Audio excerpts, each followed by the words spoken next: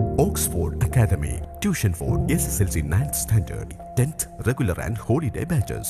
ശരാശരിക്കാരായ വിദ്യാർത്ഥികളെ പോലും മികച്ച നിലവാരത്തിലേക്ക് ഉയർത്തുന്ന അധ്യാപന രീതി. നൈറ്റ് ക്ലാസുകൾ, മാത്സ്, ഹിന്ദി, ഇംഗ്ലീഷ് പഠന ക്യാമ്പുകൾ, ലൈബ്രറി സൗകര്യം. നിങ്ങളുടെ അഡ്മിഷൻ ഇപ്പോൾ തന്നെ ഉറപ്പാക്കുക. Oxford Academy. For admission, contact 995691 hello ചങ്സ്, എല്ലാവർക്കും ഞങ്ങളുടെ പുതിയൊരു വീഡിയോയിലേക്ക് സ്വാഗതം. ഞാൻ നിങ്ങളുടെ സ്വന്തം മാനോ. എടാ മക്കളെ, നമ്മുടെ ഇംഗ്ലീഷ് പരീക്ഷയിൽ 7 മാർക്കിന് ഷുവറായിട്ടും വരുന്ന ചോദ്യമാണ്. ഒന്നുകിൽ ഏതെങ്കിലും നിങ്ങൾക്ക് പഠിക്കാനുള്ള ഏതെങ്കിലും ഒരു പാഠത്തെ ബേസ് ചെയ്തുകൊണ്ട് ഒരു റൈറ്റപ്പോ അല്ലെങ്കിൽ ഒരു റിവ്യൂ തയ്യാറാക്കാൻ, അതും അല്ലെങ്കിൽ ഒരു നറേഷൻ തയ്യാറാക്കാൻ അല്ലേ. അപ്പോൾ ഇപ്രാവശ്യത്തെ പരീക്ഷയിൽ മോഡൽ എക്സാമിൽ റിവ്യൂ തയ്യാറാക്കാനാണ് വന്നത്. അപ്പോൾ ഒരു പക്ഷേ ഇനി പബ്ലിക് എക്സാമിന് നിങ്ങൾക്ക് റിവ്യൂ അല്ലെങ്കിൽ റൈറ്റപ്പ് രണ്ടായാലും സെയിം തന്നെയാണ്. റിവ്യൂ ആയാലും റൈറ്റപ്പ് ആയാലും ഒരേ പാറ്റേൺ തന്നെയാണ് ഇതുണ്ട്. ഓക്കെ, അപ്പോൾ നമുക്ക് റിവ്യൂ എന്ന് പറഞ്ഞാലും റൈറ്റപ്പ് എന്ന് പറഞ്ഞാലും വലിയ കുഴപ്പമൊന്നുമില്ല കേട്ടോ. നറേഷൻ എന്ന് ചെറിയൊരു ചേഞ്ച് ഉണ്ട്. അപ്പോൾ ഞാൻ നേരത്തെ ഒരു വീഡിയോയിൽ നിങ്ങളോട് പറഞ്ഞിരുന്നു, നിങ്ങൾ നറേഷൻ പഠിക്കുന്നതിനേക്കാൾ കുറച്ചുകൂടി എളുപ്പം നിങ്ങൾക്ക് റിവ്യൂ പഠിക്കുന്ന, കാരണം റിവ്യൂ അല്ലെങ്കിൽ റൈറ്റപ്പ് പഠിക്കുന്നതാണ്. കാരണം ചാപ്റ്ററിൻ്റെ സമ്മറി പഠിച്ചു വെച്ചാൽ അതന്നെ അങ്ങോട്ട് എഴുതി കഴിഞ്ഞാൽ നമുക്ക് റിവ്യൂ റൈറ്റപ്പ് ഒക്കെ ആയി. ഓക്കെ, അപ്പോൾ എന്തായാലും മക്കളെ, ഞാൻ കഴിഞ്ഞ വീഡിയോയിൽ നിങ്ങളോട് പറഞ്ഞിരുന്നു, സാധാരണ ഒരു ഏവറേജ് ലെവലിലെ കുട്ടിക്ക് ഒന്ന് ശ്രമിച്ചു കഴിഞ്ഞാൽ പഠിക്കാൻ പറ്റുന്ന രീതിയിൽ പരമാവധി ഷോർട്ടാക്കിയിട്ട്, അതായത് കാച്ചിക്കുറുക്കിയിട്ട് അല്ലേ, കാച്ചിക്കുറുക്കി വെച്ച പാലാണോ കിട്ടില്ലേ. അപ്പോൾ എന്തായാലും ഇവിടെ കാച്ചിക്കുറുക്കി വെച്ച സമ്മറിയാണ് കേട്ടോ. ഓക്കെ, അപ്പം വളരെയധികം ഷോർട്ടായിട്ടുള്ള ഇനി അങ്ങോട്ട് ഷോർട്ടാക്കാനില്ല കേട്ടോ. ഇനി ഇത് ഷോർട്ടാക്കാൻ എന്നോട് ചോദിക്കരുത്. ഞാൻ പരമാവധി എല്ലാ പ്രധാനപ്പെട്ട കാര്യങ്ങളും ഉൾപ്പെടുത്തിക്കൊണ്ട് വളരെ പണിപ്പെട്ടിട്ട് ഷോർട്ടാക്കിയതാണ്. അപ്പം അങ്ങനെയുള്ള കുറച്ച് സമ്മറികളാണ് ഞാനിവിടെ തന്നിട്ടുള്ളത്. അപ്പോൾ ഈ സമ്മറി നമുക്ക് പരീക്ഷയ്ക്ക് റൈറ്റപ്പ് ചോദിക്കാൻ അല്ലെങ്കിൽ റിവ്യൂ ചോദിക്കാൻ സാധ്യതയുള്ള പരമാവധി ചാപ്റ്ററുകളുടെ റൈറ്റപ്പ് ഇതിൽ തന്നിട്ടുണ്ട്. ഇതിനുള്ളിൽ തന്നെ ചോദിക്കുന്നതന്നെയാണ് എൻ്റെ പ്രതീക്ഷ. ഇനി അഥവാ ഇതിൽ നിന്ന് റിവ്യൂ ചോദിക്കാതെ നറേഷൻ ചോദിക്കുകയാണെങ്കിലും നിങ്ങൾ ഇതേ സമ്മറി തന്നെ എഴുതി വെച്ചാൽ മതി, നിങ്ങൾക്ക് മാർക്ക് കിട്ടും. അതിൽ പേടിക്കൊന്നും വേണ്ട. ഇതൊന്നും വാരിയിട്ട് വായിച്ചു നോക്കാനൊന്നും പോകുന്നില്ല. പിന്നെ ഇതിൽ നിങ്ങൾ ശ്രദ്ധിക്കേണ്ടത് ഒരു 1.5 പുറമെങ്കിലും ഉണ്ടെങ്കിൽ, അതായത് ഒരു ഫുൾ പേജും അതിൻ്റെ അപ്പുറത്തെ സൈഡിൽ ഒരു പകുതിയെങ്കിലും ഉണ്ടെങ്കിൽ നിങ്ങൾക്ക് 7 മാർക്ക് സ്കോർ ചെയ്യാൻ പറ്റുള്ളൂ. അതുപോലെ തന്നെ ഹെഡിങ് കൊടുത്തിരിക്കണം, നിർബന്ധമാണ്. ഹെഡിങ്ങിന് 1/2 മാർക്ക് കിട്ടും. പിന്നെ പാരഗ്രാഫ് തിരിച്ചിരിക്കണം. ഇതിൽ ഞാൻ പാരഗ്രാഫ് തിരിച്ചിട്ടാണ് ഓരോ ചാപ്റ്ററിനെയും സമ്മറി തയ്യാറാക്കിയിരിക്കുന്നത്. അതുപോലെ പാരഗ്രാഫ് തിരിച്ചിരിക്കണം. പിന്നെ ഇംഗ്ലീഷിൽ എപ്പോഴും പറയുന്ന പോലെ തന്നെ ക്യാപിറ്റൽ ലെറ്റർ ഇടേണ്ട സ്ഥലത്ത് ക്യാപിറ്റൽ ലെറ്റർ ഇടണം. ഓരോ സെന്റൻസ് തുടങ്ങുമ്പോഴും പിന്നെ ആളുകളുടെ പേരിന് മുന്നിലൊക്കെ ക്യാപിറ്റൽ ഇടണം. അല്ലെങ്കിൽ നിങ്ങൾക്ക് 7 മാർക്ക് കിട്ടില്ല. വെറുതെ ഒരു 1.5 പേജ് 2 പേജ് എഴുതി വിചാരിച്ച് നിങ്ങൾക്ക് 7 മാർക്ക് കിട്ടില്ല. ഇത് ഈ പാറ്റേണിൽ എഴുതിയാൽ 7 മാർക്ക് കിട്ടുള്ളൂ. ഇനി മറ്റൊരു കാര്യം കൂടി പറഞ്ഞാൽ, ഞാനിപ്പോൾ അതൊരു ഉടായ്പ സമ്മറിയാണ് നിങ്ങൾക്ക് തരുന്നത്. അപ്പോൾ ഉടായ്പ എന്ന് പറയാൻ പറ്റില്ല, ഷോർട്ട് സമ്മറി. അപ്പോൾ ഈ സമ്മറി മൊത്തമായിട്ട് പഠിക്കുക. ഇതുപോലും പഠിക്കാൻ പറ്റാത്ത വല്ല കുട്ടികളുണ്ടെങ്കിൽ നിങ്ങൾ അറ്റ്ലീസ്റ്റ് എന്താ വിചാരിച്ചാൽ ഇതിൽ ഫസ്റ്റത്തെ പാരഗ്രാഫ് നല്ല വൃത്തിക്ക് പഠിക്കാം. രണ്ടാമത്തെ മൂന്നാമത്തെ ലാസ്റ്റത്തെ പാരഗ്രാഫിന്റെ ആദ്യത്തെ 1-2 സെന്റൻസ് എങ്കിലും നിങ്ങൾ വൃത്തിക്ക് പഠിച്ചിട്ട് അതിൻ്റെ ഇടയിൽ നിങ്ങൾ ആ ക്വസ്റ്റ്യൻ പേപ്പർ എന്നുള്ള ഏതെങ്കിലുമൊക്കെ പാരഗ്രാഫുകളൊക്കെ ക്വസ്റ്റ്യൻ പേപ്പറിൽ അവിടെ ഇവിടെയൊക്കെ ഉണ്ടാവുമല്ലോ, അതെങ്കിലും വെച്ചിട്ടൊന്ന് ഫില്ല് ചെയ്യുക. എങ്ങനെയെങ്കിലും ഒരു 1.5 പേജ് എത്തിക്കുക. ഞാൻ പറഞ്ഞു, ഇതൊന്നും വളരെ റെയർ ആയിട്ട് ഇതൊക്കെ കംപ്ലീറ്റ് ആയിട്ട് വായിച്ചോളൂ. ജസ്റ്റ് ഒന്ന് റീഡ് ചെയ്യണം. ഫസ്റ്റ് പാരഗ്രാഫും ലാസ്റ്റ് പാരഗ്രാഫ്, തുടക്കത്തിലെ ഓരോ പാരഗ്രാഫിന്റെയും തുടക്കത്തിലുള്ള സെന്റൻസുകൾ ഇങ്ങനെയൊക്കെ റീഡ് ചെയ്യുള്ളൂ. ആ റീഡ് ചെയ്യുമ്പോൾ നിങ്ങൾ അത്യാവശ്യം നല്ല വൃത്തിയിലാണ് എഴുതിയെങ്കിൽ നിങ്ങൾക്ക് ഫുൾ മാർക്ക് കിട്ടും. അപ്പോൾ ഒന്നും പഠിക്കാൻ കഴിയാത്തവർ അത്രയെങ്കിലും ചെയ്യുക. എന്നാൽ പഠിക്കാൻ കഴിയുന്ന മക്കൾ റിസ്ക് എടുക്കണ്ട. എന്ത് ചെയ്യുക, ഇത് കംപ്ലീറ്റ് ആയിട്ട് പഠിക്കാം. ഇനി ഇതെല്ലാം വലിയ നമ്മൾ കൃത്യമായിട്ടുള്ള എന്ത് തന്നെ സമ്മറി തന്നെ വേണം, അല്ലെങ്കിൽ കൃത്യമായിട്ടുള്ള റൈറ്റപ്പ് നറേഷൻ തന്നെ വേണം എന്നുള്ളവർക്ക് അതിൻ്റെ നോട്ടുകളൊക്കെ നമ്മൾ ഓൾറെഡി എല്ലാ ചാപ്റ്ററിൻ്റെയും നോട്ടുകൾ നമ്മൾ ഓൾറെഡി എന്ത് ചെയ്തിട്ടുണ്ട്, നമ്മുടെ ചാനലിൽ പബ്ലിഷ് ചെയ്തിട്ടുണ്ട്. അപ്പോൾ നന്നായിട്ട് പഠിക്കാൻ കഴിയുന്ന കുട്ടികൾ ആ സമ്മറി എടുത്തിട്ട് പഠിച്ചാൽ മതി. ഓക്കെ, ഞാനിപ്പോൾ പറയുന്നത് ഏവറേജ് ആയിട്ട് പെട്ടെന്ന് പഠിക്കാൻ കഴിയാത്ത മക്കൾക്ക് പഠിക്കാനുള്ള സമ്മറിയാണ് കേട്ടോ. ഓക്കെ, അപ്പോൾ എന്തായാലും മക്കളെ, ഈ സമ്മറി 1.5 പേജ് ഉണ്ടാവുമെന്ന് എനിക്കറിയില്ല. ഞാനിപ്പോൾ ഇങ്ങനെ ടൈപ്പ് ചെയ്തുകൊണ്ട് ഞാൻ പേജിലേക്കൊന്നും എഴുതി നോക്കിയിട്ടില്ല. ഇനി അഥവാ 1.5 പേജിൽ ഇല്ലെങ്കിൽ ഒന്നുകിൽ നിങ്ങൾ എഴുത്തൊക്കെ ഒന്നൊന്ന് ഗ്യാപ്പൊക്കെ വിട്ടുങ്ങാണ്ട് 1.5 പേജിലേക്ക് എത്തിക്കുക. അതും അല്ലെങ്കിൽ അതിൻ്റെ ഇടയിലൊക്കെ നിങ്ങൾ വേറെ ഏതെങ്കിലും നിങ്ങളുടെ സ്വന്തം വക എന്ത് ചെയ്താൽ കുറച്ച് സെന്റൻസുകളൊക്കെ കൂട്ടിയിട്ട് എന്ത് ചെയ്താൽ മതി, 1.5 പേജിലേക്ക് എത്തിച്ചാൽ മതി. എന്തായാലും ഇത് മൊത്തം എഴുതിയാലും 1.5 പുറം ഉണ്ടെങ്കിലേ നിങ്ങൾക്ക് മാർക്ക് കിട്ടുള്ളൂ എന്നൊന്ന് ശ്രദ്ധിക്കാം. ഓക്കെ, അപ്പം പിന്നെ നമുക്ക് തുടങ്ങാം. ഫസ്റ്റ് തന്നെ മക്കളെ, നമ്മളെ അഡ്വഞ്ചേഴ്സിന്റെ ബനി എൻട്രി ആണ്. വളരെ ഇമ്പോർട്ടൻ്റ് ആയിട്ടുള്ള ചാപ്റ്റർ ആണ്. ഇപ്രാവശ്യം വന്നിട്ടില്ല എന്ന് വിചാരിച്ചാൽ പബ്ലിക് എക്സാമിന് വരില്ല നമുക്ക് പറയാൻ പറ്റില്ല. പിന്നെ മറ്റൊരു കാര്യം കൂടി പറഞ്ഞുതരാം. ഇതിൽ ഞാനൊരു 4-5 ചാപ്റ്ററിന്റെ സമ്മറികളാണ് നിങ്ങൾക്ക് തരുന്നത്. അപ്പോൾ ഈ സമ്മറികൾ പഠിച്ചാൽ ഇനി ഇതൊന്ന് നിങ്ങൾക്ക് ചിലപ്പോൾ ഒന്നട്ടം എന്തിനു വരുള്ളൂ, റൈറ്റപ്പ് ആയിട്ടോ നറേഷൻ ആയിട്ടോ വരുള്ളൂ. അപ്പോൾ ബാക്കിയുള്ളത് പഠിച്ചിട്ട് നഷ്ടമായി നിങ്ങൾക്ക് ഒരിക്കലും തോന്നണ്ട. കാരണം ബാക്കിയുള്ള ചാപ്റ്ററുകളിൽ നിന്ന് നിങ്ങൾക്ക് പാരഗ്രാഫ് റൈറ്റിംഗ് അല്ലെങ്കിൽ റിപ്പോർട്ട് റൈറ്റിംഗ്, അതും അല്ലെങ്കിൽ എന്താണ് നമ്മുടെ ഡയറി ലെറ്റർ ഇങ്ങനെയുള്ള എന്തെങ്കിലുമൊക്കെ ചോദിക്കും. അത് 100% ഉറപ്പാണ്. അപ്പോൾ അതൊക്കെ ഇങ്ങനെയുള്ള ക്വസ്റ്റ്യൻസ് ഒക്കെ വരുന്ന പ്രധാനപ്പെട്ട ചാപ്റ്ററുകളാണ് ഞാനിവിടെ തന്നിട്ടുള്ളത്. അപ്പോൾ അതുകൊണ്ട് തന്നെ നിങ്ങൾക്ക് ഡയറി ലെറ്റർ അതേപോലെ തന്നെ റിപ്പോർട്ട് റൈറ്റിംഗ് റൈറ്റിങ്ങോ അല്ലെങ്കിൽ പാരഗ്രാഫ് റൈറ്റിങ്ങോ എന്ത് ചോദിച്ചു കഴിഞ്ഞാലും നിങ്ങൾക്ക് എന്ത് ചെയ്യാൻ പറ്റും, ഈ സമ്മറികൾ തന്നെ ഉപയോഗിക്കാൻ പറ്റും. അപ്പോൾ അതുകൊണ്ട് ഒരു വെടിക്ക് പല പക്ഷികളാണ് ഇവിടെ വീഴാൻ പോകുന്നത്. നിങ്ങൾ പേടിക്കേണ്ട, ചിറകടിച്ച് വീഴുന്ന പക്ഷികൾ നമുക്ക് ഒരുപാട് മാർക്ക് സ്കോർ ചെയ്യാൻ പറ്റും കേട്ടോ. ഇനി മറ്റൊരു കാര്യം ശ്രദ്ധിക്കേണ്ടതെന്ന് വിചാരിച്ചാൽ നമ്മുടെ ഡയറി, ലെറ്റർ ഇങ്ങനെയുള്ള കാര്യങ്ങളൊക്കെ എഴുതുമ്പോൾ നമ്മുടെ ഫോർമാറ്റുകളുണ്ട്. അറിയാലോ, ഞാൻ കഴിഞ്ഞ വീഡിയോ കാണാത്ത ആരെങ്കിലും ഉണ്ടെങ്കിൽ, അതായത് ഇംഗ്ലീഷിൽ പ്രധാനമായിട്ട് ശ്രദ്ധിക്കുകയാണെങ്കിൽ ക്വസ്റ്റ്യൻ പേപ്പർ ലീക്ക്ഡ് എന്നൊക്കെയുള്ള പേരിൽ ഞാനൊരു എന്ത് ചെയ്തിട്ടുണ്ട്, ഒരു വീഡിയോ ചെയ്തിട്ടുണ്ട്. അപ്പോൾ ആ വീഡിയോയിൽ ഞാൻ കൃത്യമായിട്ട് പറഞ്ഞിട്ടുണ്ട് എങ്ങനെയൊക്കെ ചോദ്യങ്ങൾ വരും എന്നൊക്കെ. അതേപോലെ അതിൽ ഏതൊക്കെ തമ്പുനയിൽ, നമ്മുടെ ഏതൊക്കെ തമ്പുനയിലുള്ള വീഡിയോകൾ പഠിക്കണം എന്ന് ഞാൻ പറഞ്ഞിട്ടുണ്ട്. അപ്പം അതിൽ ഫോർമാറ്റുകളൊക്കെ അടങ്ങിയിട്ടുള്ള ഒരു വീഡിയോ ഉണ്ട്. ആ വീഡിയോ കണ്ടു കഴിഞ്ഞാൽ ഡയറി എങ്ങനെയാണ് ഫോർമാറ്റ്, ലെറ്ററിൻ്റെ ഫോർമാറ്റ് എന്താണെന്നൊക്കെ കൃത്യമായിട്ട് ആ വീഡിയോയിൽ പറയുന്നുണ്ട് നമ്മൾ ചെയ്തേ. ആ ഫോർമാറ്റ് തന്നെ എഴുതിയിട്ട് വേണം നിങ്ങൾ ഈ സമ്മറി അതിൻ്റെ ഉള്ളിൽ കൊണ്ടുപോയിട്ട് കയറ്റി കൊടുക്കാൻ. അങ്ങനെ എഴുതിയാലാണ് നിങ്ങൾക്ക് ലെറ്ററിനും ഡയറിക്കൊക്കെ ഫുൾ മാർക്ക് കിട്ടുക. ഓക്കെ, അപ്പോൾ പിന്നെ നമുക്ക് പരിപാടി തുടങ്ങാം. സോ അഡ്വഞ്ചേഴ്സിൻ്റെ ബനിയൻ ട്രീ അല്ലേ. അപ്പോൾ ചാപ്റ്റർ അറിയാലോ, റസ്കിൻ ബോണ്ടിൻ്റെ ആണ്. ഞാൻ കഥയൊന്നും പറയാൻ നിൽക്കില്ല, ഡയറക്റ്റ് ആയിട്ട് പറഞ്ഞു പോകാം കേട്ടോ, ടൈമില്ല, കുറേ എണ്ണം ചെയ്യാനുള്ളത്, വീഡിയോ കുറച്ച് ലെങ്ത് ഉണ്ടാവും. സോ ശ്രദ്ധിക്കും, അഡ്വഞ്ചേഴ്സിൻ്റെ banyan tree is a beautiful short story written by Ruskin Bond. അപ്പോൾ റസ്കിൻ ബോണ്ട് എഴുതിയ മനോഹരമായ ഒരു ചെറുകഥയാണ് അഡ്വഞ്ചേഴ്സിൻ്റെ banyan tree. The story is about the experience of a young boy who enjoys the beauty and wonders of nature from a banyan tree. ഒരു ആൽമരത്തിലെ അത്ഭുതങ്ങൾ, അല്ലെങ്കിൽ ഒരു ആൽമരത്തിൻ്റെ മുകളിൽ നിന്നും പ്രകൃതിയുടെ അത്ഭുതങ്ങളും അതേപോലെ പ്രകൃതിയുടെ വിസ്മയങ്ങളും സൗന്ദര്യവും ഒക്കെ ആസ്വദിക്കുന്ന ഒരു കുട്ടിയുടെ കഥയാണ് ഏത്, ഈ അഡ്വഞ്ചേഴ്സിൻ്റെ ബനിയൻ ട്രീ. അവനൊരു കാര്യം പറയാൻ വിട്ടുപോയി, ഇതിൻ്റെ നോട്ട്സുകൾ എന്തായാലും ഇത് ചിലപ്പം കുട്ടിക്ക് ഇവിടുന്ന് സ്ക്രീൻഷോട്ടൊക്കെ എടുത്ത് എഴുതിയെടുക്കാൻ ബുദ്ധിമുട്ടായിരിക്കും. അതുകൊണ്ട് നമ്മൾ ഓൾറെഡി ഒരു ടെലിഗ്രാം കമ്മ്യൂണിറ്റി ഉണ്ടാക്കിയിട്ടുണ്ട്. അതിൽ വളരെ കുറച്ച് ആൾക്കാരെ ജോയിൻ ചെയ്തിട്ടുള്ളൂ. അപ്പോൾ അതിൻ്റെ ലിങ്ക് ഞാൻ ഈ ഒരു വീഡിയോയുടെ കമൻറ്റ് ബോക്സിൽ ഇടുന്നുണ്ട്. കഴിഞ്ഞ വീഡിയോകളൊക്കെ നമ്മൾ അതിൽ ഓൾറെഡി പോസ്റ്റ് ചെയ്തിരുന്നു. അപ്പോൾ ഇനി ഇതിൻ്റെ ഈ ഒരു വീഡിയോൻ്റെ PDF കിട്ടാത്തവർക്ക് എന്ത് വിചാരിച്ചാൽ ആ ടെലിഗ്രാം കമ്മ്യൂണിറ്റിയിലെ ലിങ്കിലൂടെ ജോയിൻ ചെയ്യാം. അതിലേക്ക് നമ്മൾ ഈ വീഡിയോ ഇട്ട് കുറച്ച് കഴിഞ്ഞിട്ട് ഒരു 1 hour 2 hour കഴിഞ്ഞതിന് ശേഷം അതിൻ്റെ ഈ വീഡിയോൻ്റെ PDF നമ്മൾ പോസ്റ്റ് ചെയ്യുന്നതായിരിക്കും. അപ്പോഴത്തേനൊന്ന് ജോയിൻ ചെയ്യാം കേട്ടോ. ഓക്കെ, ഇനി The boy befriended with a young gray squirrel which mustered the courage to take food even from his pockets. അപ്പോൾ ആ ഒരു കഥയിലെ ഫസ്റ്റ് ഇൻസിഡന്റ് നമുക്കറിയാം, ഒരു ഗ്രേ സ്ക്യൂറലുമായിട്ട്, ഒരു യങ് സ്ക്യൂറലുമായിട്ട് നമ്മുടെ കോഴിയല്ലല്ലോ, നമ്മുടെ ഈ കുട്ടി എന്ത് ചെയ്യുന്നു, ബോയ് എന്ത് ചെയ്യുന്നു, ബിഫ്രണ്ട് ആവുന്നു അല്ലേ, സൗഹൃദത്തിലാകുന്നു. പിന്നെ അതേപോലെ ആ സ്ക്യൂറലിന്റെ പ്രത്യേകത എന്താ, വിച്ച് മസ്റ്റേഡ്, കറേജ് പറഞ്ഞാൽ ധൈര്യം അല്ലേ, മസ്റ്റേഡ് എന്ന് പറഞ്ഞാൽ അത് നേടിയെടുക്കുക. അപ്പം ഈ കുട്ടിയുടെ പോക്കറ്റിൽ നിന്ന് വരെ അല്ലെങ്കിൽ കയ്യിൽ നിന്ന് വരെ ഭക്ഷണം എടുക്കാനുള്ള ധൈര്യം, കരുത്തത് ആർജിച്ചിരുന്നു. Then the boy built a small platform on the banyan tree where he spent his afternoons by reading different types of story books. പലതരത്തിലുള്ള കഥാപുസ്തകങ്ങൾ വായിച്ചുകൊണ്ടാണ് ഈ കുട്ടി ആൽമരത്തിൽ തന്റെ ഉച്ചതിരിഞ്ഞുള്ള സമയങ്ങൾ ചിലവഴിക്കാറുള്ളത്. അപ്പോൾ അവിടെ Lucy may ആൽക്കോട്ട്, jungle book, Mughal stories എന്നൊക്കെ പറഞ്ഞ് കുറേ കഥകളുടെ പേരൊക്കെ ഉണ്ട്. അതൊക്കെ നിങ്ങൾക്ക് അറിയെങ്കിൽ ഏതാ, ഞാനിവിടെ ഷോർട്ടാക്കി തന്നാണ്. അറിയുന്ന കുട്ടികൾക്ക് അതൊക്കെ പേരൊക്കെ എഴുതാം, വെറുതെ കുറച്ച് ലെങ്ത് കൂട്ടണമെങ്കിൽ അങ്ങനെയൊക്കെ ചെയ്യാം. Then once, ഒരിക്കൽ he saw a deadly fight between a mongoose and a cobra under the banyan tree. ഒരു ദിവസം ഈ കുട്ടി എന്ത് ചെയ്യാണ്, ഒരു കീരിയും പാമ്പും തമ്മിൽ നടക്കുന്ന ഫൈറ്റ് ആ ബനിയൻ ട്രീയുടെ അടിയിൽ വെച്ചിട്ട് കാണുകയാണ്. Okay, then as the fight continues a jungle crow and a myna reached there and sat on the cactus. അങ്ങനെ ആ ഫൈറ്റ് ഇങ്ങനെ നടന്നുകൊണ്ടിരിക്കുന്ന സമയത്താണ് രണ്ട് വിസിറ്റേഴ്സ്, ഒരു കാട്ടുകാക്കയും അതേപോലെ തന്നെ ഒരു മൈനയും അവിടെ വന്നിട്ട് ഒരു കാക്ടസിന്റെ, ഒരു കള്ളിച്ചെടിയുടെ മുകളിൽ വന്നിരിക്കുന്നത്.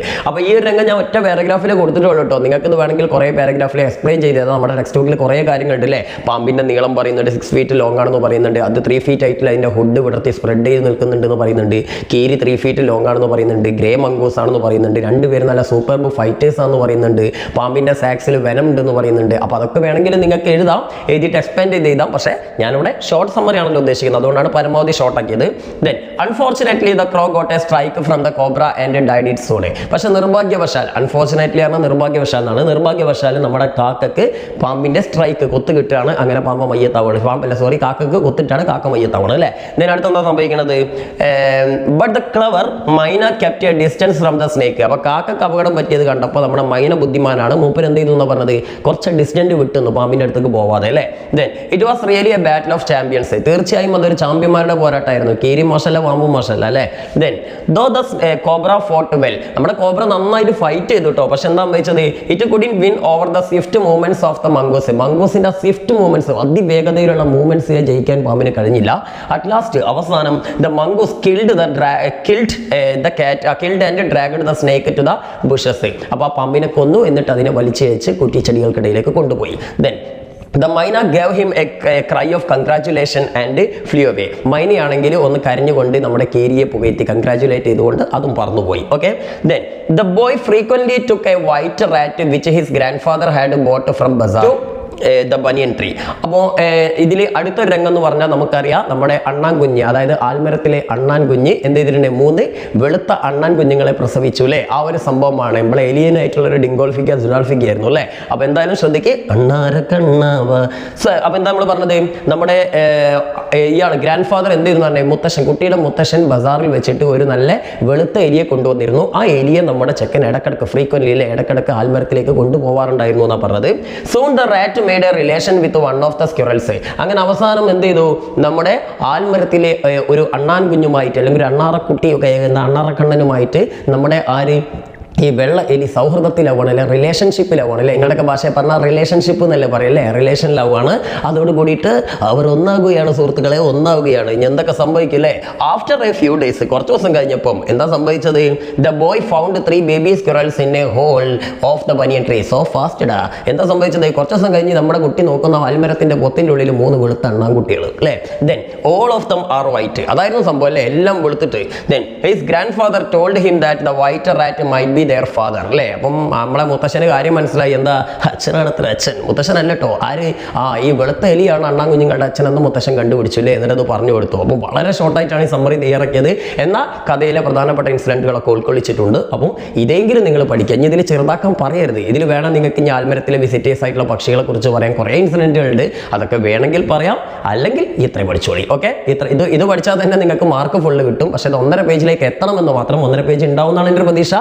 ഇല്ലെങ്കിൽ നിങ്ങൾ എന്ത് വിചാരിച്ചാൽ അതിൻ്റെ ഇടയിൽ നിങ്ങൾക്ക് അറിയാവുന്ന കുറച്ച് കാര്യങ്ങളിൽ കൂട്ടുക. ഇനി കൂട്ടാനറിയാത്ത ആൾക്കാരാണെങ്കിൽ നിങ്ങൾ എന്ത് ചെയ്യുക, കുറയ്ക്കാൻ നിൽക്കണ്ട, അപ്പുറത്തൊക്കെയുള്ള പാരഗ്രാഫ് എന്നൊക്കെ ഓരോരോ സെൻറ്റൻസ് ഒക്കെ ഇടയിൽ ചീരി കൊടുക്കുക കേട്ടോ. ഓക്കെ, ഇനി അടുത്ത സ്നേക്ക് ആൻഡ് ദ മിറർ ആണ്. നമ്മുടെ വൈക്കം മുഹമ്മദ് ബഷീറിന്റെ സ്റ്റോറിയാണ് അല്ലേ. ഒരു ഹോമിയോപ്പത് തൻ്റെ എക്സ്പീരിയൻസ്, താൻ ഒരു പാമ്പുമായി നടത്തിയ എൻകൗണ്ടർ ഉണ്ട് അല്ലേ, ഒരു പാമ്പിനുമായിട്ട് ഫൈറ്റ് നടക്കേണ്ട ഒരു സിറ്റുവേഷൻ മൂപ്പർക്ക് ഉണ്ടായി. അതാണ് മൂപ്പർ എന്ത് ചെയ്യുന്നത്, ഇതിലൂടെ നമുക്ക് പറഞ്ഞിരുന്നത് ഒരു നറേറ്റീവ് ടൈപ്പ് സ്റ്റോറിയാണ് അല്ലേ. അപ്പോൾ എന്തായാലും ആ സ്റ്റോറി ഈ 3 പാരഗ്രാഫാണ് മക്കൾ വിചാരിച്ച് സന്തോഷിക്കേണ്ട, 1-2 പാരഗ്രാഫും കൂടി ഉണ്ട്, അത് അടുത്ത പേജിലാണ് കാണിച്ചുതരാം. സോ നോക്കേ, the snake and the mirror is a satirical short story written by Vaikom Muhammad Basheer. അപ്പോൾ വൈക്കം മുഹമ്മദ് ബഷീർ എഴുതിയിട്ടുള്ള ഒരു സാറ്ററിക്കൽ എന്ന് പറഞ്ഞ ഒരു ആക്ഷേപഹാസ്യ രീതിയിലുള്ള ഒരു കഥയാണ്.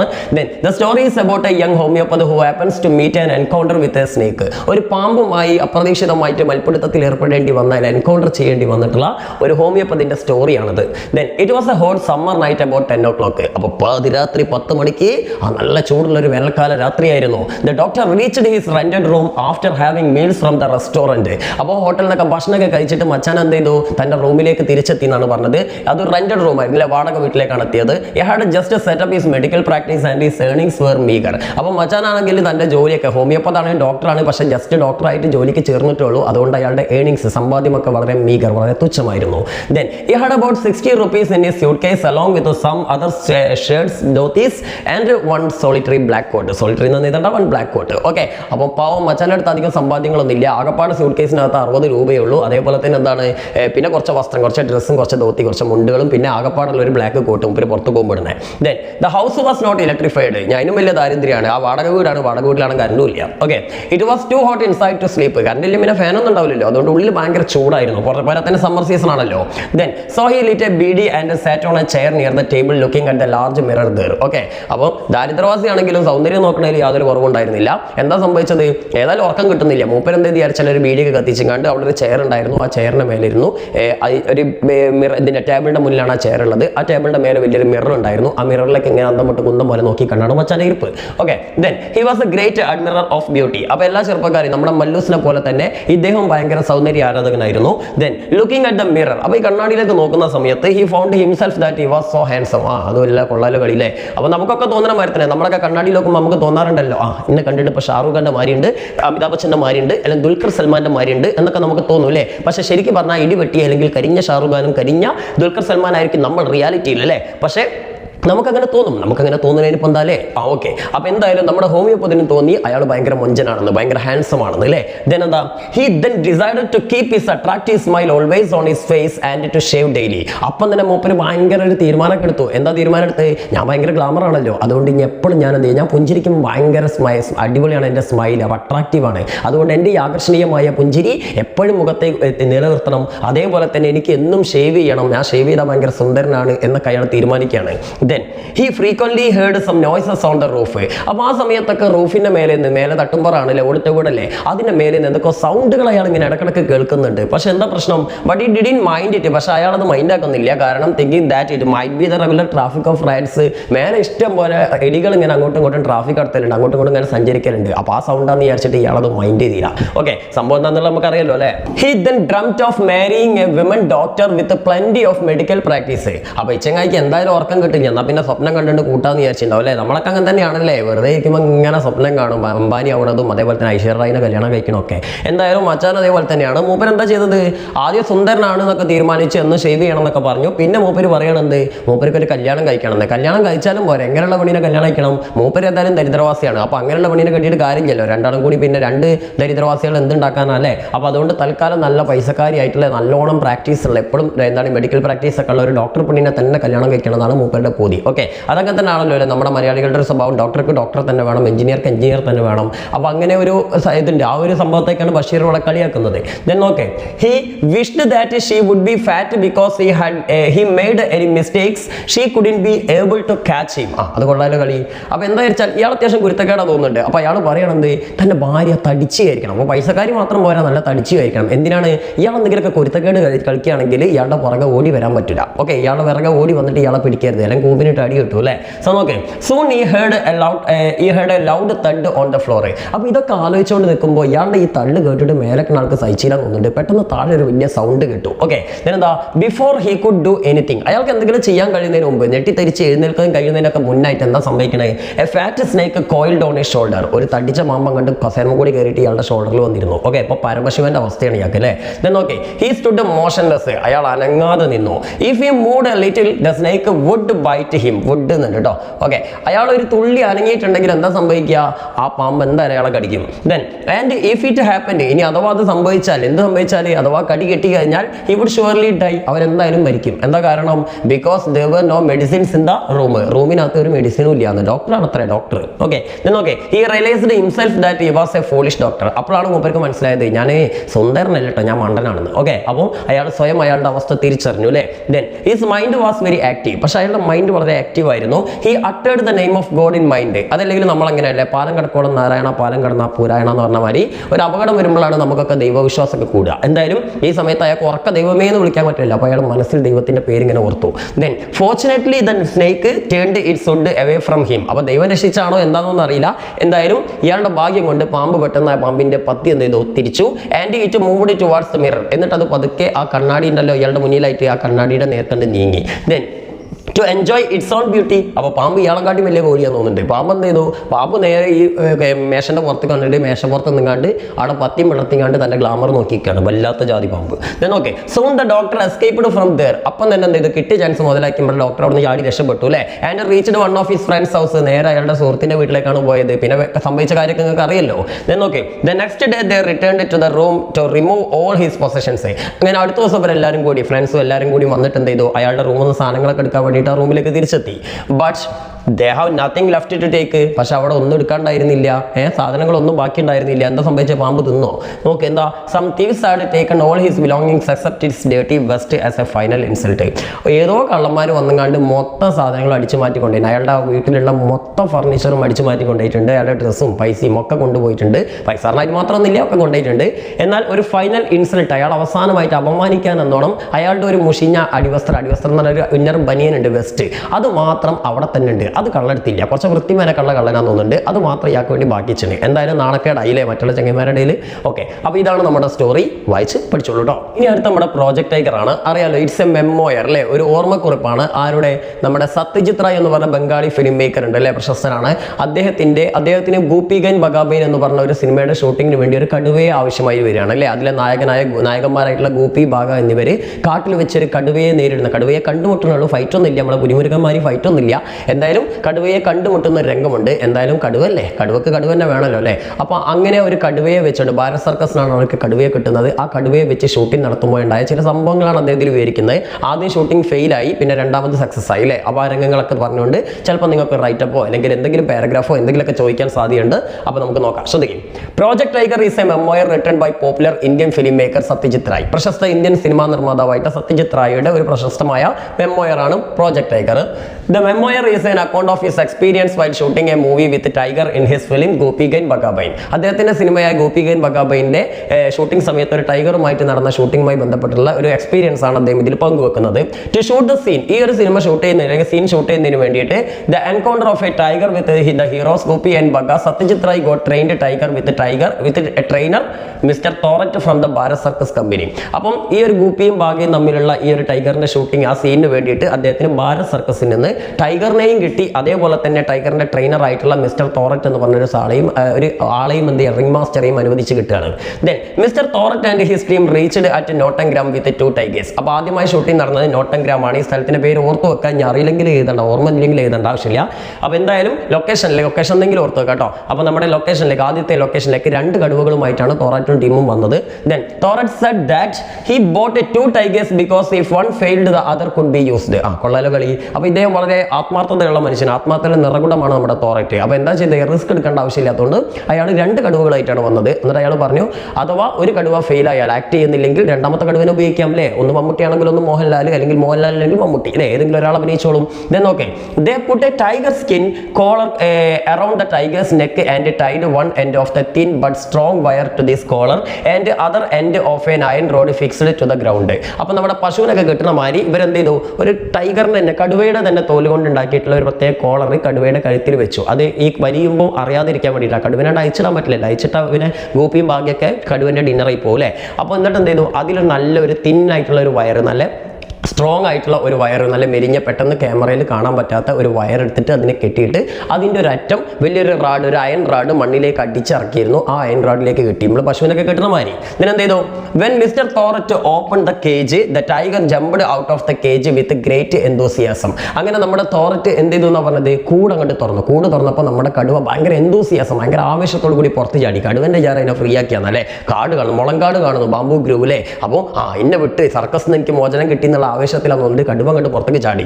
Then the trainer Mr. Thornton couldn't bring it under control, but it calmed down after a while. അപ്പോൾ തുടക്കത്തിൽ നമ്മുടെ ടൈഗർ, ഇയാൾക്ക് റിംഗ് മാസ്റ്റർ ആയിട്ടുള്ള തോററ്റിന് കടുവയെ കൺട്രോൾ ചെയ്യാൻ കഴിഞ്ഞില്ല. അയാളും കൊണ്ട് കടുവ അങ്ങനെ ചാടി കളിച്ചില്ല. അപ്പോൾ നമ്മുടെ സത്യജിത് റായ് തന്നെ പറയുന്നുണ്ട്, എന്താ അവർക്ക് ഫ്രീ ആയിട്ടൊരു സർക്കസ് കാണുന്ന ഒരു പ്രതീതിയായിരുന്നു എന്ന്. എന്തായാലും പിന്നെ പതുക്കെ കടുവ കാമായി അല്ലേ, ശാന്തമായി.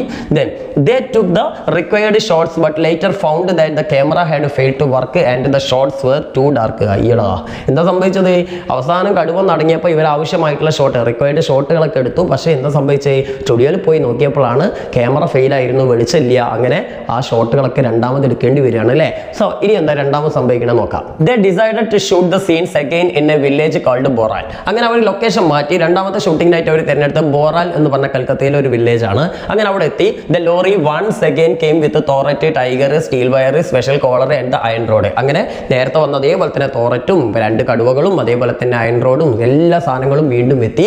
എന്താ ബട്ട് ദിസ് ടൈം, പക്ഷേ ഈ സമയത്ത് the whole village came to see the shooting. ഏതാണ്ട് 150ഓളം പേരടങ്ങുന്ന ഗ്രാമത്തിൽ ഒരുപാട് ആളുകൾ ആ ഷൂട്ടിംഗ് കാണാൻ വേണ്ടിയിരുന്നു. ആദ്യം അത്ര ആൾക്കാരുണ്ടായിരുന്നില്ല. Though the villagers were want to keep away from the scene of shooting, they didn't move. ഇവിടെ ദേ നാട്ടം, ദാന്നല്ല ദേ, ഒക്കെ സ്പെല്ലിംഗ് ഒക്കെ തിരുത്തണേ. അപ്പം എന്താണ് ഈ വില്ലേജേഴ്സിനോട് ഇവർ പറഞ്ഞ് കുറച്ച് വിട്ടുക്കാൻ, കടുവ അല്ലേ, കടുവക്ക് അറിയില്ലല്ലോ ഇത് ഗ്രാമവാസികളാണെന്നൊന്നും. അപ്പോൾ എന്തായാലും കടുവ ആയതുകൊണ്ട് കുറച്ച് മാറിക്കാൻ വേണ്ടി പറഞ്ഞു. ഏതാണ്ട് 70 അടിയോളം മാറിക്കാൻ വേണ്ടി പറഞ്ഞെങ്കിലും ആരും കേട്ടില്ല എന്നാണ് പറഞ്ഞത് അല്ലേ. But as Thorat opened the door of the cage, the tiger came out with a loud roar and charged straight at the villagers. The crowd was melted away as if by magic അല്ലേ. അപ്പോൾ എന്താ സംഭവിച്ചത്, തോററ്റ് കൂടാൻ തുറന്നു. ഇവന്മാർ പറഞ്ഞിട്ട് കേൾക്കണില്ല, പിന്നെ അവരോട് തർക്കിച്ചൊരു കാര്യമല്ലോ, ടൈം വെറുതെ ഡിലേ ആവില്ല അല്ലേ. തോററ്റ് ഡോർ തുറന്നപ്പോൾ എന്താ വെച്ചാൽ കടുവ അങ്ങോട്ട് ഭയങ്കര ശബ്ദത്തോടു കൂടി അലറിക്കൊണ്ട് ആളുകളുടെ നേർക്ക് ചാടി. അതോടുകൂടി നേരത്തെ അവർ പറഞ്ഞിട്ട് കേൾക്കാത്ത ജനക്കൂട്ടം ഒരു മാജിക്കിൽ എന്ന പോലെ അങ്ങോട്ട് എന്ത് ചെയ്തു, മെൽറ്റഡ് അവേ മാറിക്കളഞ്ഞു അല്ലേ. അപ്പോൾ അവരെ കൊണ്ട് പറ്റാത്ത കടുവ മോൺസ്റ്റർ ഒറ്റടിക്കുന്ന കാണിച്ചിട്ടില്ലേ, മാറിക്കട ഞാൻ ശരിയാക്കി തരാമെന്ന്. Then okay, after that tiger calmed down like an obedient child and walked over to the spot. അപ്പം എന്താണ് കുറച്ച് നേരം ഈ ആൾക്കാരൊക്കെ പേടിപ്പിച്ച് നിർത്തിയതിനു ശേഷം കടുവ പിന്നെ ഒരു ഒബീഡിയൻ ചൈൽഡ് വളരെ അനുസരണയുള്ള ഒരു കുട്ടിയെ പോലെ നല്ല അടങ്ങി ഒതുങ്ങി നമ്മുടെ ട്രെയിനർ പറഞ്ഞ പോലെ തോററ്റ് പറഞ്ഞ പോലെയൊക്കെ ചെയ്തു കൊടുത്തു. Ray and his men took all the required shots. അങ്ങനെ റായും അയാളുടെ കൂട്ടുകാരും ഈ ക്യാമറാമാനൊക്കെ ആവശ്യമുള്ള ഷോട്ടുകളൊക്കെ എടുത്തു. This time the camera also works well. അപ്പോൾ ഈ സമയത്ത് ക്യാമറയും അത്യാവശ്യം നന്നായിട്ട് വർക്ക് ചെയ്തു. ഇവിടെ ഈ വേണ്ട കേട്ടോ. Then and all the shots are perfect. എല്ലാ ഷോട്ടും പെർഫെക്റ്റ് ആയിരുന്നു. പ്രശ്നം കഴിഞ്ഞു. ഓക്കെ, അപ്പോൾ ഈ സംഭവങ്ങളും പഠിക്കാം.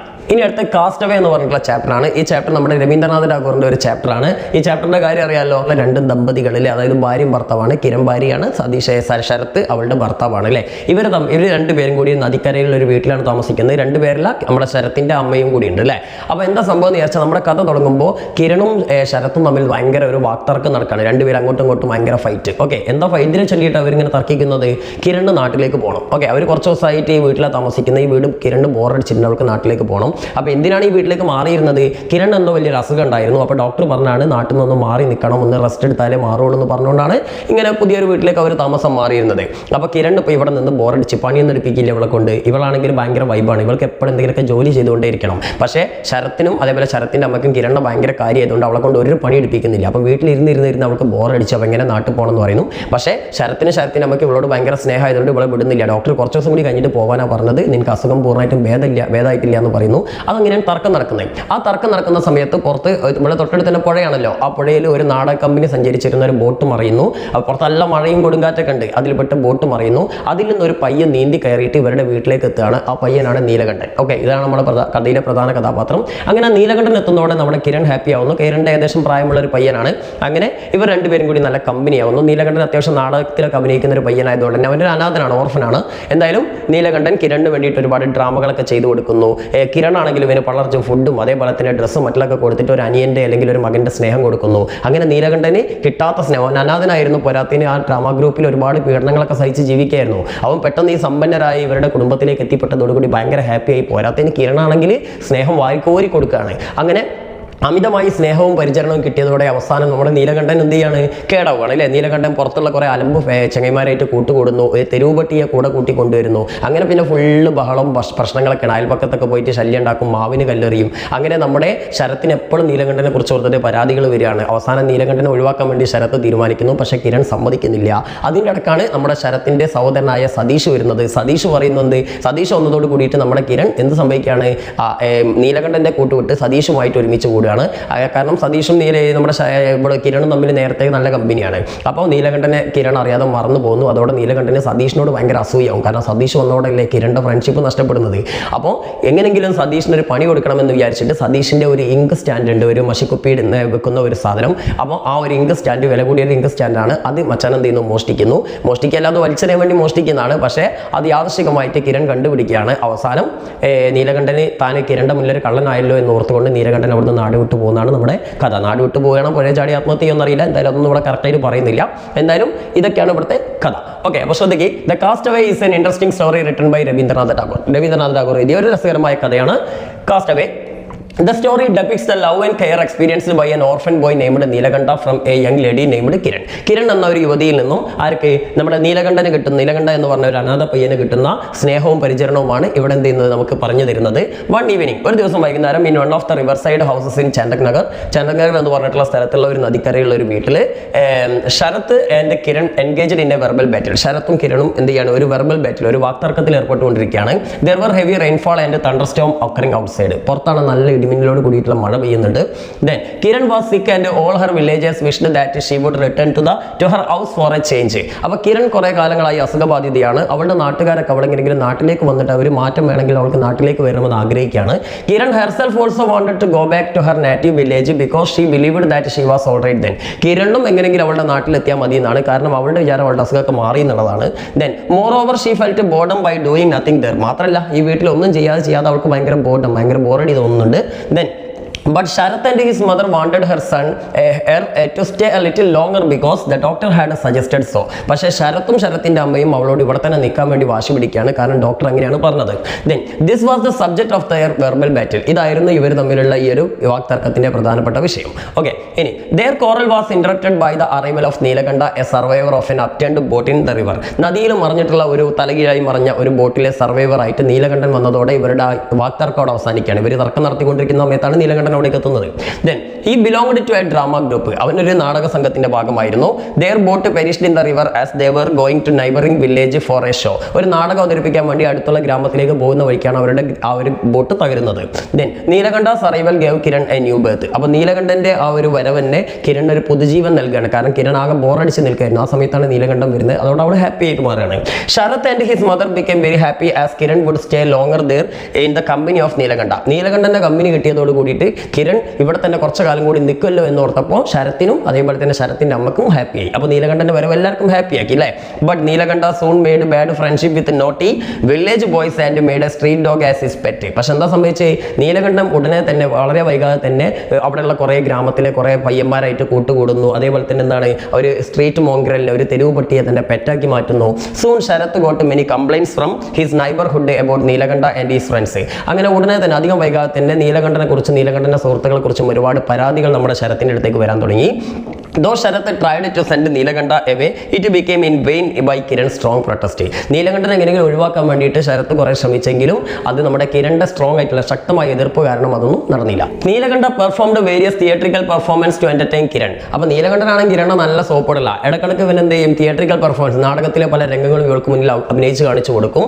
Then Neelakanta was also happy as he get a motherly and sisterly love and care from Kiran. അപ്പോൾ ഒരു അമ്മയെ പോലെ അല്ലെങ്കിൽ ഒരു സഹോദരിയെ പോലെയായിരുന്നു നമ്മുടെ കിരൺ ആരെ നോക്കിയിരുന്നത്, നീലകണ്ഠനെ നോക്കിയിരുന്നത്. അപ്പോൾ അതൊക്കെ കിട്ടുന്നത് കൊണ്ട് തന്നെ നീലകണ്ഠനും ഭയങ്കര ഹാപ്പി ആയിരുന്നു. Then meanwhile Sarath younger brother Satish came there to spend his vacation. അങ്ങനെ ഇരിക്കെ തന്റെ അവധിക്കാലം ആഘോഷിക്കാൻ വേണ്ടിയിട്ട് ശരത്തിന്റെ ഇളയ സഹോദരനായ സതീഷ് സ്ഥലത്തേക്ക് എത്തുകയാണ്. Kiran and Satish were of the same age and they engaged all the time in merry making. അപ്പോൾ സതീഷ് എത്തിയോടെ കിരൺ ഭയങ്കര ഹാപ്പിയായി. ഇവർ തമ്മിൽ ഒരേ ഏജ് ആണ്, കളിക്കൂട്ടുകാരാണ്, കളിക്കൂട്ടുകാരെന്ന് പറയില്ല, ഒരേ ഏജ് ആണ്. അപ്പോൾ അതുകൊണ്ട് എന്താണ്, ഇവർ ഫുൾ ടൈം ഇങ്ങനെ ഹാപ്പി ആയിട്ട് അടിച്ചു പൊളിക്കാൻ തുടങ്ങി. Then this made Neelakanta jealous on Satish. ഇത് നീലകണ്ഠന് സതീഷിനോട് ഒരു അസൂയ തോന്നി. He wanted to take revenge upon Satish, so he took Satish favourite ink stand to throw in to the river. അങ്ങനെ സതീഷിന് ഒരു പണി കൊടുക്കാൻ വേണ്ടി, റിവെഞ്ച് ചെയ്യാൻ വേണ്ടിയിട്ട് സതീഷിന്റെ ഫേവറേറ്റ് ആയിട്ടുള്ള ഇങ്ക് സ്റ്റാൻഡ് എടുത്ത് പുഴയിൽ എറിയാൻ വേണ്ടിയിട്ട് ആര് തീരുമാനിക്കുകയാണ്, നമ്മുടെ നീലകണ്ഠൻ തീരുമാനിക്കുകയാണ്. Finally the family decided to return their native village. അങ്ങനെ അവസാനം നമ്മുടെ ഈ കുടുംബം എന്ത് ചെയ്യാണ്, ഇവരുടെ അസുഖമൊക്കെ പൂർണ്ണമായും ഭേദമായി എല്ലാവരും ആ സ്ഥലത്ത് നിന്ന് പോകാൻ വേണ്ടി തീരുമാനിക്കണം, ഗ്രാമത്തിലേക്ക്. Then Kiran wanted to take Neelakanta with them. അപ്പോൾ കിരണിന് നീലകണ്ഠനോടുള്ള സ്നേഹം എപ്പോഴും ഉണ്ട്, അതുകൊണ്ട് നീലകണ്ഠനെയും കൂടെ കൊണ്ടുവന്ന് കിരൺ തീരുമാനിച്ചെങ്കിലും ബട്ട് ഓൾ അതേഴ്സ് ഓപ്പോസിറ്റ്, ബാക്കിയുള്ള എല്ലാവരും അതിനെ ശക്തമായി എതിർത്തു. നീലകണ്ഠനെ കൊണ്ടുപോയ വലിയ കുഴപ്പമാണ് അല്ലേ. എന്താ, Kiran wanted to give him some surprise gift and open the box.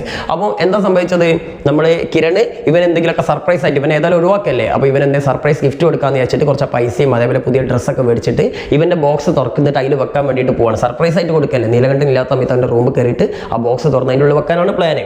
She was surprise to see Satish missing ink stand in it. പക്ഷേ നമ്മുടെ നീലകണ്ഠനെ സർപ്രൈസ് കൊടുക്കാൻ നോക്കിയിട്ടുള്ള നമ്മുടെ ആരാണ്, കിരണാണ് ഇപ്പോൾ സർപ്രൈസ് ആയിട്ട്. ഇത് തുറന്നപ്പോൾ അതിനുള്ളിൽ നിന്ന് എന്താ കാണുന്നത്, നമ്മുടെ സതീഷിന്റെ മിസ്സായ ഇങ്ക് സ്റ്റാൻഡ് അല്ലേ. Then meanwhile Neelakanta came there and saw Kiran sitting in his room holding the ink stand. അപ്പോൾ ആ സമയത്താണ് പുറകുന്ന നീലകണ്ഠൻ വരുന്നത്. നീലകണ്ഠൻ വരുമ്പോൾ കാണുന്നത് എന്താണ്, നമ്മുടെ കിരണ് ഇവന്റെ ഇവൻ മോഷ്ടിച്ച സതീഷിന്റെ ഇങ്ക് സ്റ്റാൻഡ് പിടിച്ചിങ്ങനെ നിൽക്കുന്നതാണ്. അപ്പോൾ അവന് മനസ്സിലായി, കിരണ് ഞാൻ കള്ളനാണെന്ന് മനസ്സിലായി എന്നുള്ളത് അല്ലേ. Then okay, he knew that he could not prove his innocence anymore and he left the place. തന്റെ നിരപരാധിത്വം ഇനി ഒരിക്കലും തെളിയിക്കാൻ പറ്റില്ല, കയ്യോടെ പിടിച്ചല്ലോ അല്ലേ. അപ്പോൾ എന്ന് മനസ്സിലായി അവൻ എന്ത് ചെയ്തു, അവിടുന്ന് സ്ഥലം വിടുകയാണ് ചെയ്യുന്നത്. ഓക്കെ, ക്ലിയർ അല്ലേ. ഇനി അടുത്ത് best investment ever made. Okay, അതായത് നമ്മുടെ AJ ക്രോണിന്റെ ഒരു സ്റ്റോറിയാണ്. ജോൺ എന്ന് പറഞ്ഞ ഒരു പയ്യനെ ഇയാൾ 25 വർഷം മുമ്പ് രക്ഷിക്കുന്ന ഒരു സൂയിസൈഡ് അറ്റംപ്റ്റിൽ നിന്ന് രക്ഷിക്കുന്നു. രക്ഷിച്ചതിന് ശേഷം ആ പയ്യൻ ഒരു ചെറിയൊരു തുക മോഷ്ടിച്ചതിന്റെ പേരിലാണ് ആത്മഹത്യക്ക് ശ്രമിക്കുന്നത് തന്റെ ഓഫീസിൽ നിന്ന്. അപ്പോൾ ആ പണം തിരികെ കൊടുക്കാൻ വേണ്ടിയിട്ട് എന്ത് ചെയ്യുന്നു, ആ പണം തിരികെ മുതലാളി അറിയാതെ അവിടെ വെക്കാൻ വേണ്ടിയിട്ട് നമ്മുടെ ക്രോണിൻ അയാളെ സഹായിക്കും കൂടി ചെയ്യുന്നുണ്ട്.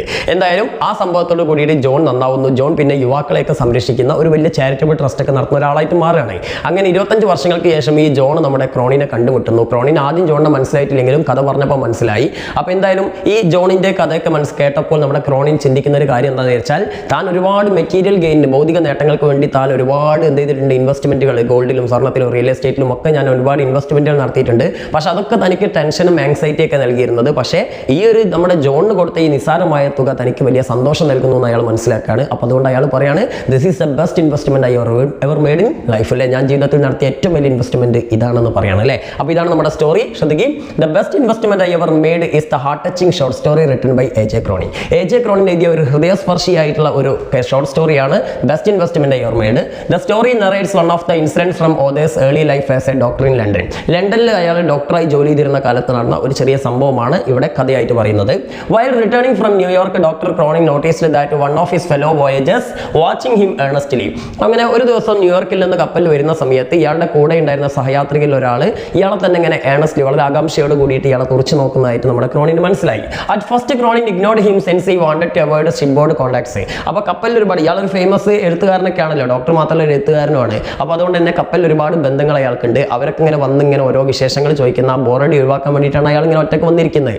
ആ സമയത്താണ് നമ്മുടെ ഈ മച്ചാൻ ഇങ്ങനെ നോക്കിക്കുന്നത്. അല്ലേ, അപ്പോൾ അതുകൊണ്ട് തന്നെ തൽക്കാലം എന്ത് ചെയ്യണ്ട, അയാളെ മൈൻഡ് ചെയ്യണ്ട എന്ന് നമ്മുടെ ക്രോണിൻ തീരുമാനിക്കുകയാണ്. Then he saw the same person again on the next day. പക്ഷേ അടുത്ത ദിവസം ഇതേ മനുഷ്യനെ ഒരു ക്രോണിൻ അവിടെ വെച്ച് കാണുകയാണ്. This time he was accompanied by his wife. പക്ഷേ ഇത്തവണ അയാൾ ഒറ്റയ്ക്കല്ല, അയാളുടെ ഭാര്യയും കൂടെ ഉണ്ടായിരുന്നു. Then Cronin came to know that they were Mr and Mrs John from London suburb. അപ്പോൾ ഇവരാരാണെന്ന് അറിയാനുള്ള ഒരു ആകാംക്ഷ ക്രോണിൻ ഉണ്ടായപ്പോൾ ക്രോണിൻ കപ്പലിലെ ജോലിക്കാരോട് കാര്യം അന്വേഷിച്ചപ്പോൾ അവർ പറഞ്ഞു കൊടുത്തു ഇത് ലണ്ടനിൽ നിന്ന് വരുന്ന ജോണും ജോണിന്റെ ഭാര്യയുമാണെന്ന് പറഞ്ഞു കൊടുത്തു. അല്ലേ, then the man approached doctor Cronin on the final day of the journey. അങ്ങനെ കപ്പൽ യാത്രയുടെ അവസാനം, ഇത് ലണ്ടനിലേക്ക് പോകുന്ന ഒരു കപ്പലാണ്, ലണ്ടനിൽ എത്തുന്നതിന് തൊട്ട് മുമ്പായിട്ട് ഈ മനുഷ്യൻ എന്ത് ചെയ്യാണ്, ക്രോണിനെ വന്ന് കാണുകയാണ്. Then he handed the doctor Cronin his business card and asked whether he recognised him. അപ്പോൾ ആദ്യം തന്നെ മച്ചാൻ എന്ത് വിചാരിച്ചാൽ അയാളുടെ കയ്യിലുണ്ടായിരുന്ന ഒരു വിസിറ്റിംഗ് കാർഡ് ഉണ്ടായിരുന്നു, അത് ക്രോണിന് കൊടുത്തിട്ട് അതിലെ പേര് കാണിച്ചു കൊടുത്തിട്ട് ഇയാളെ പരിചയം ഉണ്ടോ എന്നുള്ള രീതിയിൽ നോക്കി. ഓക്കെ, അപ്പോൾ ആ പേര് കണ്ടാലെങ്കിലും ക്രോണിൻ ഓർക്കുമെന്നാണ് മച്ചാൻ പ്രതീക്ഷിച്ചത്. Then the man told that he was a lawyer by profession. എന്നിട്ട് പറഞ്ഞു അതിനുശേഷം മനസ്സിലായി ക്രോണിന് ഇയാളെ മനസ്സിലായിട്ടില്ല എന്ന് പറഞ്ഞപ്പോൾ അയാളെ പരിചയപ്പെടുത്താണ്. അയാളൊരു അഡ്വക്കേറ്റ് ആണ്, ഒരു വക്കീലാണെന്ന് പരിചയപ്പെടുത്തുന്നു. Then he added that he and his wife had been in the field of youth welfare for 15 years. കഴിഞ്ഞ 15 വർഷമായിട്ട് ഇയാളും ഇയാളുടെ ഭാര്യയും യുവാക്കളെ സംരക്ഷിക്കുന്ന ഒരു അതോറിറ്റിയുടെ ഒരു ചാരിറ്റിയുടെ ഭാഗമായിട്ട് പ്രവർത്തിക്കുകയാണെന്നും അദ്ദേഹം പറഞ്ഞു. Then as Dr. Cronin was unable to remember him, the man himself revealed the flashback of the story which happened 25 years ago. അപ്പോൾ ക്രോണിന് ഇവരെന്തിനപ്പോൾ ഇതൊക്കെ എന്നോട് പറയണമെന്നുള്ള അന്തം വിട്ട് നിൽക്കുകയാണ്. ക്രോണിന് വരെ മനസ്സിലായില്ല. അപ്പോൾ ക്രോണിന് വരെ മനസ്സിലാകുന്നില്ല എന്ന് മനസ്സിലായപ്പോൾ നമ്മുടെ ജോൺ എന്ത് ചെയ്തു, 25 വർഷങ്ങൾക്ക് മുമ്പ് നടന്ന ആ ഫ്ലാഷ് ബാക്ക് സ്റ്റോറി എന്ത് ചെയ്യാണ്, ഇയാൾക്ക് മുന്നിൽ വെളിപ്പെടുത്തുകയാണ്. Then Cronin realized that the Mr. John was the same young man whom he had saved from a suicidal death 25 years ago. അങ്ങനെ ഇയാളുടെ കഥയൊക്കെ കേട്ട് ഇങ്ങനെ തുടങ്ങിയപ്പോഴാണ് നമ്മുടെ ക്രോണിന് മനസ്സിലായത് 25 വർഷങ്ങൾക്ക് മുമ്പ് ഞാൻ ലണ്ടനിൽ വെച്ചിട്ട് ഒരു സൂയിസൈഡൽ അറ്റംപ്റ്റ്, ഒരു ആത്മഹത്യാ ശ്രമത്തിൽ നിന്ന് രക്ഷപ്പെടുത്തി അതേ യുവാവ് തന്നെയാണ് തന്റെ മുന്നിൽ നിൽക്കുന്ന ഈ ജോൺ എന്ന് ആര് മനസ്സിലാക്കാണ്, ക്രോണിൻ മനസ്സിലാക്കാണ്. ഇനി ഇവിടെ അങ്ങോട്ടേക്ക് പിന്നെ കഥ ക്രോണിൻ തന്നെയാണ് പറയുന്നത്. എന്താ, John was an orphan. John ഒരു അനാഥ കുട്ടിയായിരുന്നു. His uncle had found him A job in A solicitor's office in London. അല്ലെ, ലണ്ടനിലെ ഒരു വക്കീലിന്റെ ഓഫീസിൽ അവന്റെ അങ്കിൾ, ഈ ജോണിന്റെ അങ്കിൾ ജോണിന് ഒരു ജോലിയൊക്കെ വാങ്ങിക്കൊടുത്തു.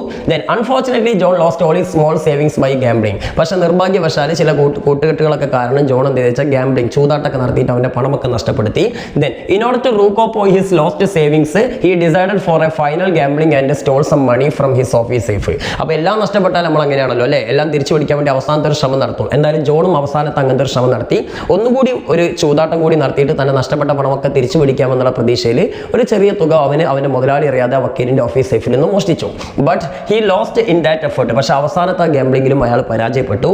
Being afraid of the prosecution he tried to commit suicide. അപ്പോൾ ഇനിയിപ്പോൾ വക്കീലിന്റെ പൈസയാണ് മോഷ്ടിച്ചത്, അത് വക്കീൽ അറിഞ്ഞു കഴിഞ്ഞാൽ വലിയ പ്രശ്നവും ജയിലിൽ പോകേണ്ടി വരും എന്ന കാരണം അപ്പോൾ അതിൻ്റെ വിചാരണയൊക്കെ നേരിടേണ്ടി വരുമെന്ന് പേടിച്ചപ്പോൾ ഈ കുട്ടി ആത്മഹത്യക്ക് ശ്രമിക്കുകയാണ് ചെയ്യുന്നത്. അപ്പോൾ ആളൊരു ഇന്നസെന്റ് ആണ് അല്ലേ. then okay, after listening to John's story, ജോണിന്റെ കഥ കേട്ടതോട് കൂടിയിട്ട് Dr. Cronin decided to help him by giving him 7 pounds and 10 shillings to put back in the office safe and begin a fresh life.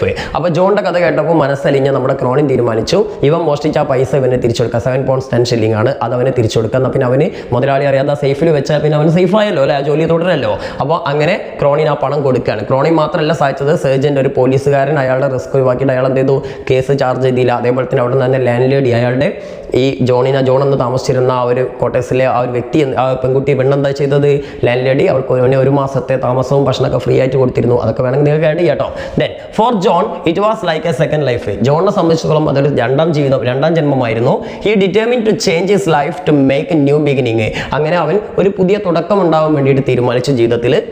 Thus he became a successful social worker. അങ്ങനെയാണ് അയാൾ ഒരു social worker ആയിട്ട് മാറുന്നത്. അപ്പോൾ ശരിക്കും പറഞ്ഞാൽ അയാൾ ഒരു സാമൂഹ്യ സേവന രംഗത്തേക്ക് വരാനുള്ള ഒരു കാരണം തന്നെ നമ്മുടെ ക്രോണിനാണ് അല്ലേ.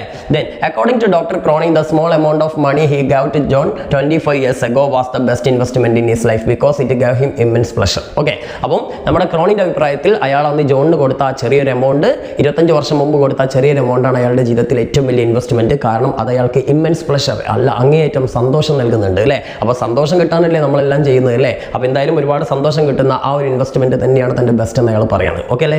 ഇനി ലാസ്റ്റ് എത്തത് സ്കോളർഷിപ്പ് ജാക്കറ്റ്. അറിയാലോ, മാർത്ത എന്ന് പറയുന്ന 14 വയസ്സുള്ള ഒരു പെൺകുട്ടി, 8ാം ക്ലാസ് പഠിക്കുന്ന ഒരു പെൺകുട്ടിയുടെ ഡെഡിക്കേഷനും അതേപോലെ തന്നെ അവളുടെ ഒരു ഹാർഡ് വർക്കിന്റെയും കഥയാണ് നമ്മുടെ സ്കോളർഷിപ്പ് ജാക്കറ്റ് അല്ലേ. ഒരു ജാക്കറ്റ് കിട്ടാൻ വേണ്ടിയിട്ട് അവൾ എത്രത്തോളം ഹാർഡ് വർക്ക് ചെയ്തു, പിന്നെ അതിനിടയിൽ അവൾക്ക് സംഭവിക്കുന്ന ചില ട്രാജഡികളൊക്കെയാണ് ഈ കഥയിൽ പറയുന്നത്. സോ നമുക്ക് നോക്കാം. The scholarship jacket is an inspirational short story written by Martha Salinas. അപ്പോൾ ഈ കഥ എഴുതിയതും ഒരു മാർത്ത സെലിനാസ് ആണ്. കഥയിലെ ഹീറോ മറ്റൊരു മാർത്തയാണ്. This is a story about 14 years old girl named Martha. 14 വയസ്സുള്ള മാർത്ത എന്ന് പറഞ്ഞ പെൺകുട്ടിയുടെ കഥയാണിത്.